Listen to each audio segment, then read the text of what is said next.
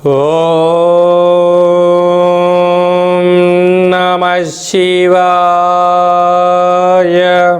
ఓం నమో నారాయణాయ. కర్మ నివారణ నరదృష్టి నివారణ కాళభైరవాయై నమో నమః. ఓం కాళకాలాయ విద్మహే కాళాతీతాయ ధీమహి తన్నో నరదృష్టి నివారణ కాళభైరవ ప్రచోదయాతు. హరి ఓం. మా ఛానల్కి స్వాగతం. చూస్తున్న వీక్షకులకు ప్రేక్షకులకు ప్రియ కాళభైరవ భగవద్బంధులకి స్వాగతం పలుకుతూ మమ్మల్ని ఎంతగానో ఆదరిస్తూ ఉండబడినటువంటి ప్రియ సోదర సోదరీమణులకు ఎవరిపైనను గ్రహణం దోషం లేకుండా, గ్రహణం యొక్క శూల ఎవరిపైన పడకుండా అందరికీ ఐశ్వర్యాన్ని ఆనందాన్ని ప్రసాదించాలని, అలాగనే తెలుగు సంవత్సరానికి వీడుకోలు పలుకుతూ కొత్త తెలుగు సంవత్సరానికి స్వాగతం పలుకుతున్నటువంటి కాల సమయంలో కనుక అందరికీ ఈ సంవత్సరంలో జరిగినటువంటి అద్భుతాలు ఐశ్వర్యాలు అలా జీవితకాలంలో నిత్యము ఐశ్వర్య ఆనందంగా గడపాలని, సకల అష్ట కష్టాలకు స్వస్తి పలుకుతూ నూతన అధ్యాయ జీవితంలో సువర్ణ అధ్యాయానికి స్వాగతం పలకాలని కోరుకుంటూ అందరికన్నా ముందుగా శ్రీ పరాభవనామ సంవత్సర పండగ శుభాకాంక్షలు. మనకు 1వ తారీఖు మార్చి నెల 2026 నుండి 15/3/2026 వరకు పుట్టినటువంటి వారందరికీ ముందస్తుగా జన్మదిన శుభాకాంక్షలు. గతంలో వివాహం చేసుకున్న వారికి వివాహ వార్షికోత్సవ శుభాకాంక్షలు.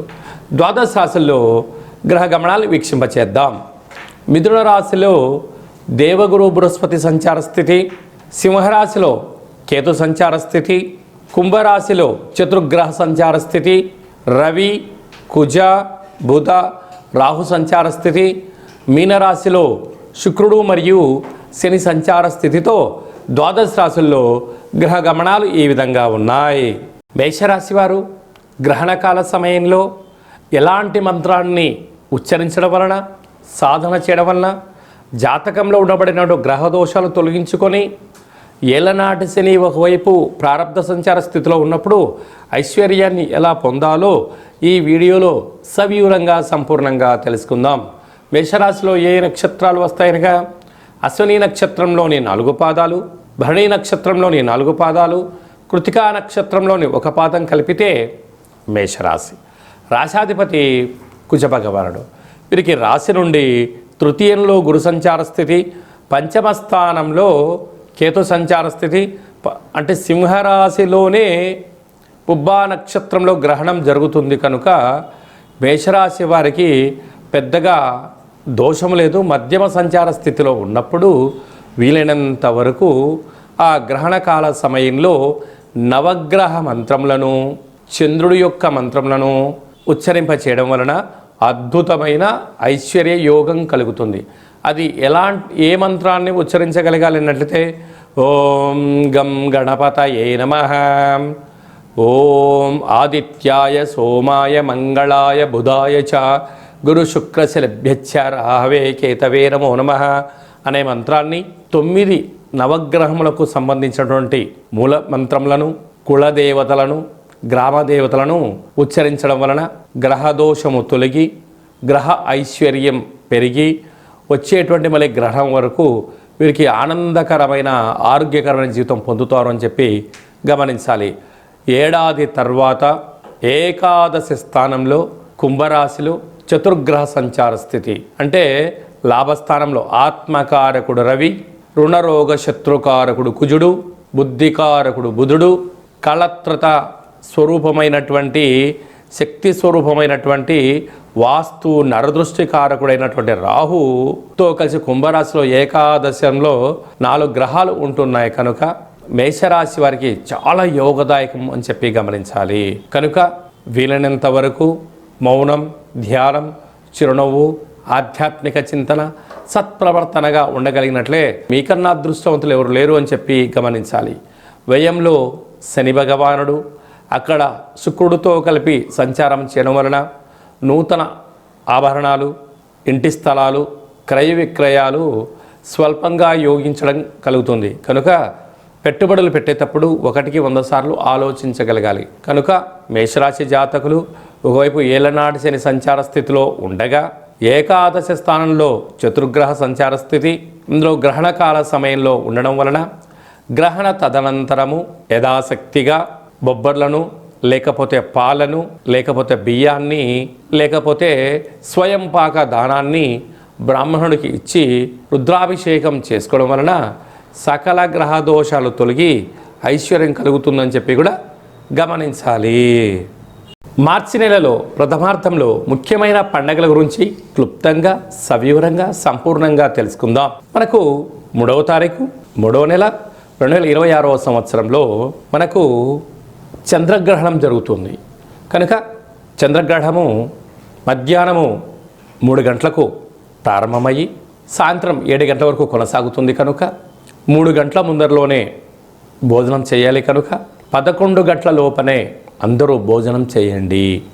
గ్రహణ కాల సమయంలో వీలైనంత వరకు తినడం, వాదించడం, కోపతాపాలకు అవకాశం ఇవ్వకుండా మౌనం, ధ్యానం, ఏకాగ్రత, సత్ప్రవర్తనగా ఉండగలిగినట్లయితే గ్రహణ దోషం తొలగి రాబోయే వచ్చేటువంటి గ్రహణం వరకు ఎలాంటి ఆటంకాలు ఉండవని చెప్పి గమనించాలి. గ్రహణ కాల సమయంలో నిల్వ ఉండబడిన వస్తువులను ఆ రాత్రి కానీ మరుసటి రోజు కానీ దయచేసి భుజించవద్దు.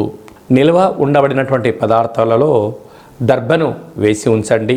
సకలమైనటువంటి గ్రహణ కాల సమయంలో మంత్ర సాధన ఏదైతే చేస్తామో అద్భుతమైన ఫలితాన్ని, ఐశ్వర్యాన్ని కలిగిస్తుందని చెప్పి గమనించగలగాలి.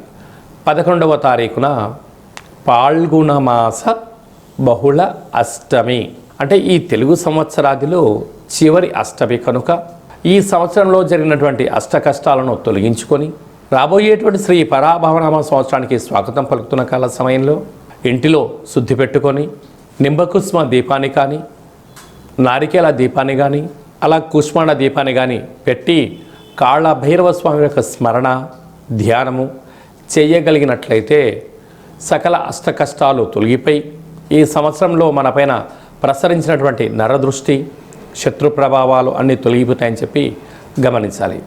అలా కుదరలేనటువంటి వారు ఈ కింది నెంబర్ సంప్రదించినట్లయితే మన యొక్క దేవాలయంలో నిత్యము కాళ్ళభైరవ హోమ కార్యక్రమాలను ఆచరింపచేయడం జరుగుతుంది. కనుక అందరికీ వీడియో కాల్ ద్వారా చూపించి మీ గోత్రనామములతో కాళ్ళభైరవ పూజ, హోమ కార్యక్రమం చేయించి ప్రసాదంను మీకు పంపించడం జరుగుతుందని చెప్పి కూడా గమనించాలి.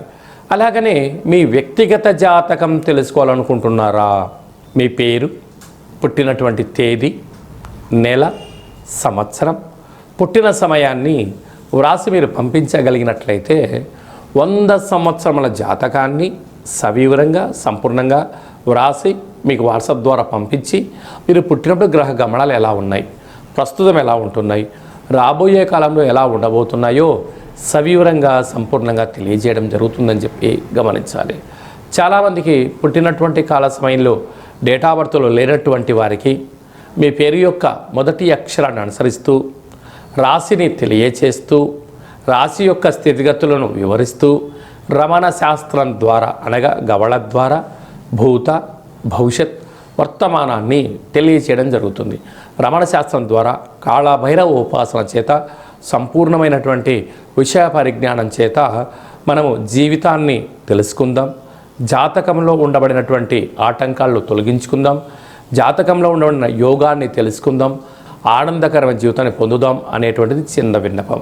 కనుక ఈ కింది నెంబర్ను సంప్రదించి అపాయింట్మెంట్ తీసుకొని సంప్రదించగలరు. అందరికీ శుభాన్ని, జయాన్ని, ఐశ్వర్యాన్ని ప్రసాదించాలని ఈ తెలుగు సంవత్సరానికి వీడుకోలు పలుకుతూ కొత్త సంవత్సర కాలం సమయంలో అందరికీ ఆనందాన్ని ప్రసాదించాలని మనసారా మనం కూడా మరొక్కసారి కాళభైరవ స్వామి వారిని కోరుకుంటూ ఆశీర్వచనం.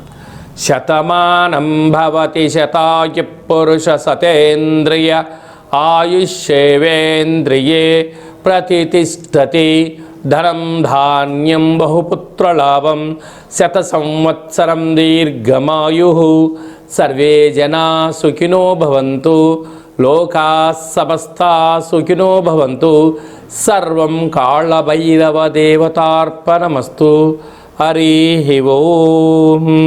ఈ వీడియో మీకు నచ్చినట్టయితే మా ఛానల్ని సబ్స్క్రైబ్ చేసుకోండి, లైక్ చేయండి, షేర్ చేయండి. భగవద్బంధులకు మిత్రులకు స్నేహితులకు చేరవేసి హిందూ ధర్మాన్ని కాపాడండి.